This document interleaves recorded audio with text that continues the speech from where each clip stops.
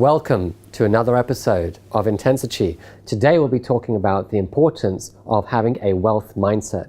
Now, in the book written by Napoleon Hill, Think and Grow Rich, he interviewed 500 or so wealth masters and influential people in the 1930s, reaching the conclusion that our thought was very important when it came to wealth. Now, in the last episode, we spoke about this iceberg metaphor, which was an example of the human mind in terms of our rational thoughts, the things that allow us to make logical behaviors, risk management, and trading strategy.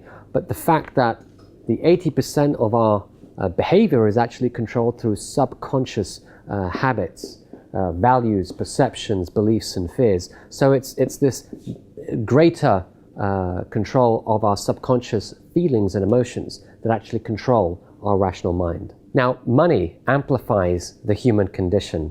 We either love it or hate it. And the best way to give an example of this is if we go through just some simple statements, positive and negative, that usually runs through a trader or investor mind when they're looking at the market for the first time. So here we have questions on education, capital, and risk. On the education side, in terms of a negative thought, we have people saying only experts know how to make money. Of course, on the positive side, the flip side would be financial education can teach me how to make money. So this is more of an optimistic, upward-looking view on actually how we can learn through modeling other people who are successful in terms of what works for them and what could work for us. Looking on the other side, we have capital, and this is everyone's kind of top question. And unfortunately, more often than not, we say we don't have any money to trade, or we do have enough money and we don't need to trade. Either way, this feeling that of either scarcity or too much, and managing money not being important. Now, of course, either way, if we don't manage our money, whether we have a lot or not, we have to keep in mind that not managing money means that we will never have the long-term money to manage in the first place. So we must take this seriously when we're looking at our own accounts in order to have a successful track record with the markets. And last but not least, risk, our friendly friend when things aren't going our way. The gambling thought is losing money is okay, but we can win it back on the next trade. So this idea of luck of the draw, the gamble, and let's see if we can win back any loss.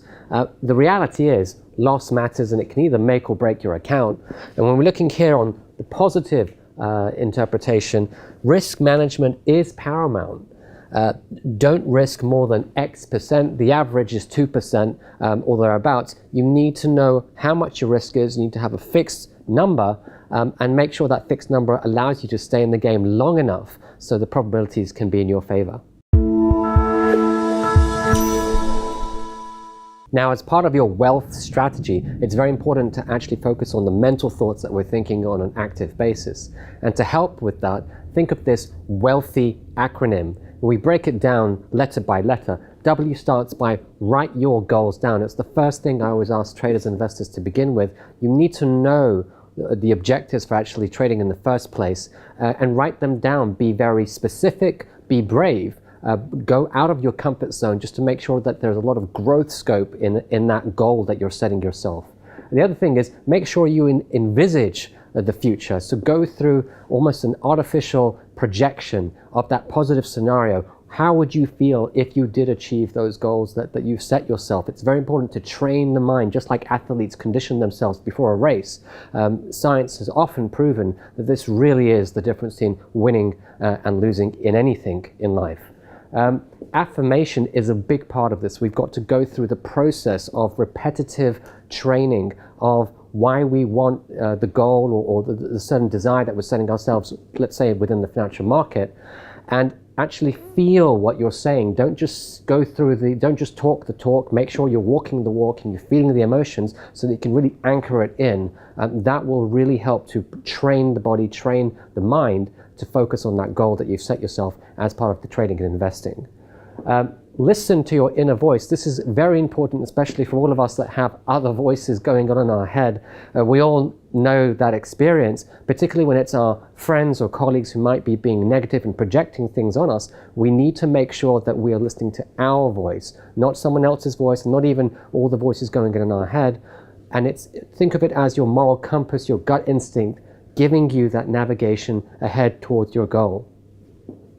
Take action and transform.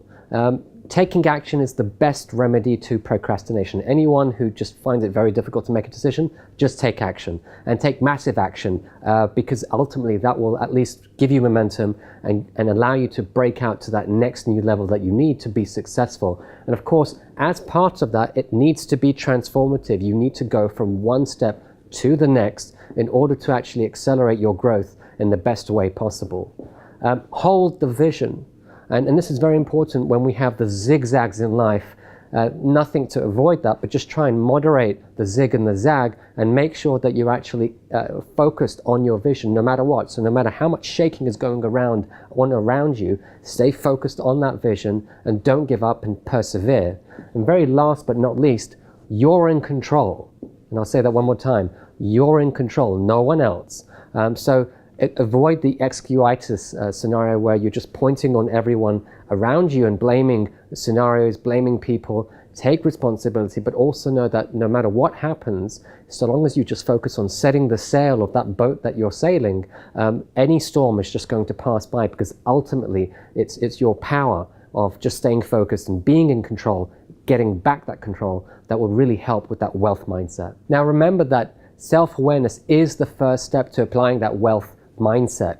Now don't think that your biography is your destiny, because ultimately you just need to focus on the roots of your personality and turn your roots to the fruits of your success. Just looking at the logo behind me here, so just be aware of all the traits that you have, personality traits that you may be born with or that you've experienced through life, and the natural environment that might be affecting you, and ultimately decide to change for the better, develop a strategy, that wealth strategy that we just discussed, and start to really apply it into a day-to-day activity. Now we've just covered the wealth mindset, wealth mastery side of the plan ahead for your success. What we're looking at now is the wealth strategy. So looking at cash flow strategies. This is a cash flow quadrant developed by Robert Kiyosaki, the financial educator, and it's basically a slice and dice of the world's population into 4 different sections. On the left side, this is where most of us reside. A large amount of the population are either employees or self-employed, and the idea is we're either in a job or we have a job.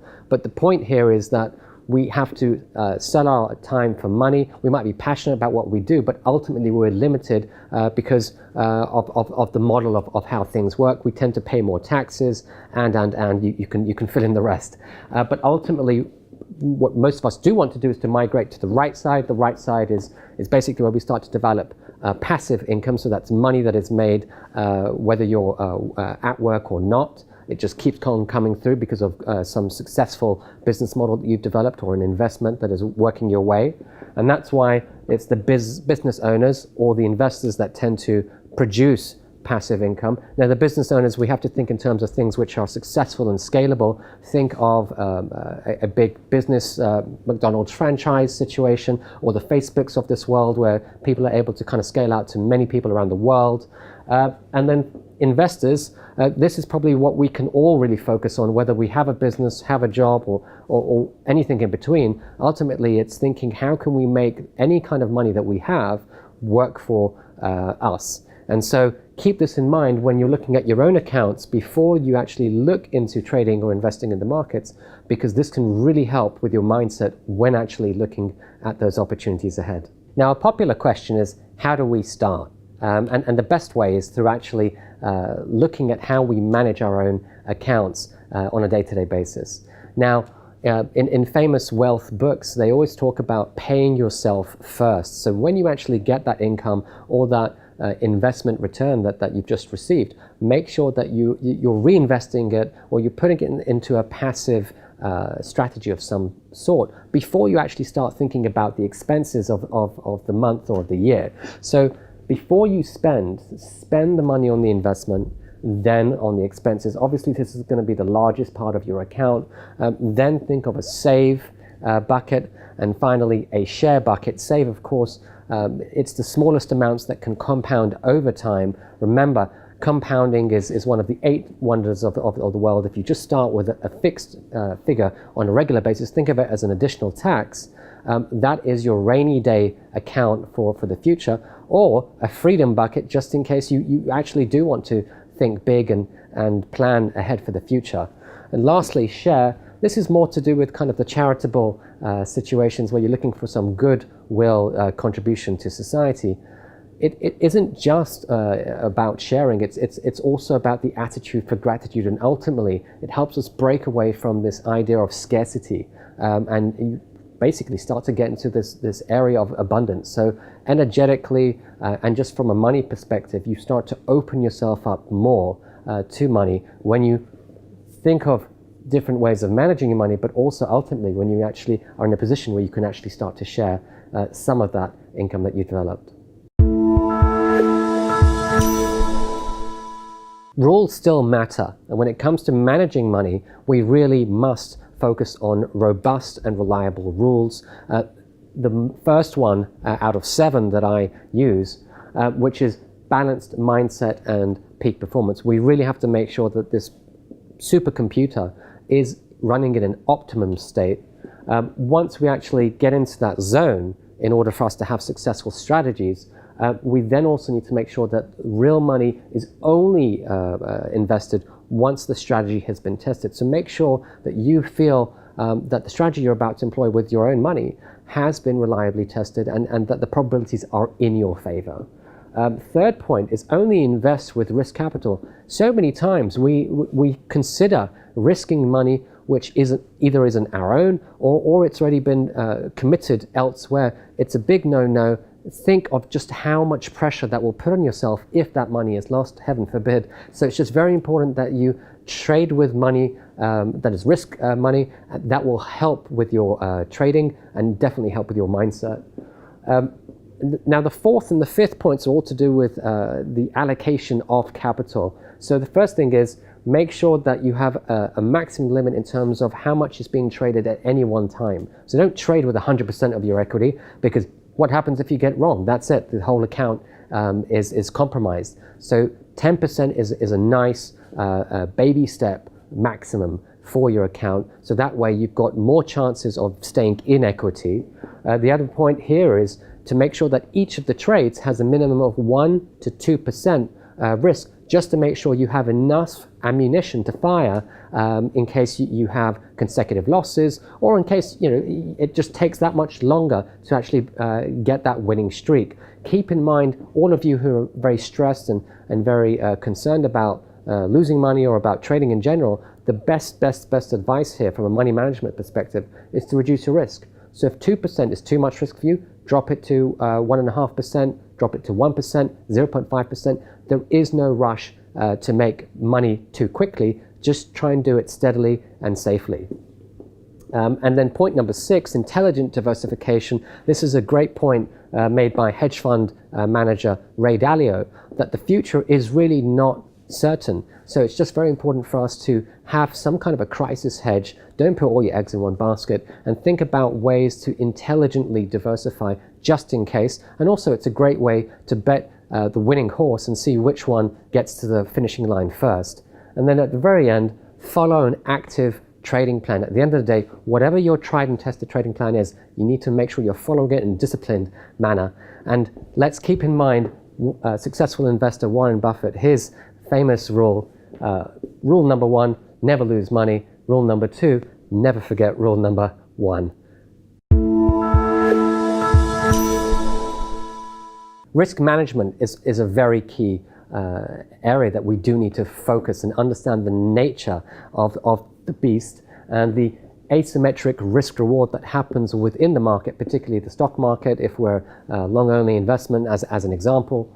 And this chart here behind me is showing you this blue line, which is a kind of a model of a market steadily rising, then accelerating, once we get a lot of speculation, and then we get this kind of peaking out stage, and then finally the rollover when it's moved too much too soon and it needs to reverse. Now, during that market cycle from up to too high and then down, we've got this risk-reward red dashed line, which just basically shows you that at the early stage of a market rise, if you just follow this traffic light coding here, we have low investment return, but it's a safe bet. It's a safe trade.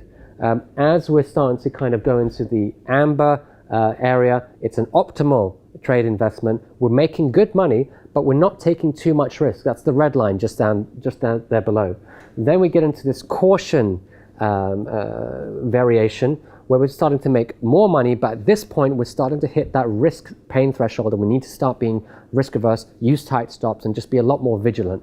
And then at the very end, just when the market looks the most attractive, it looks the most sexiest, that's the time we really need to be getting out of the market and not listening to, you know, all that over projection of that greater fall conundrum of people who are making too much money, and basically focus on getting out and maybe looking at other more attractive ideas. Now, keep in mind that all of this is driven by a level of emotional intensity, so this is really going to affect your mindset the longer you stay in a trade more than necessary.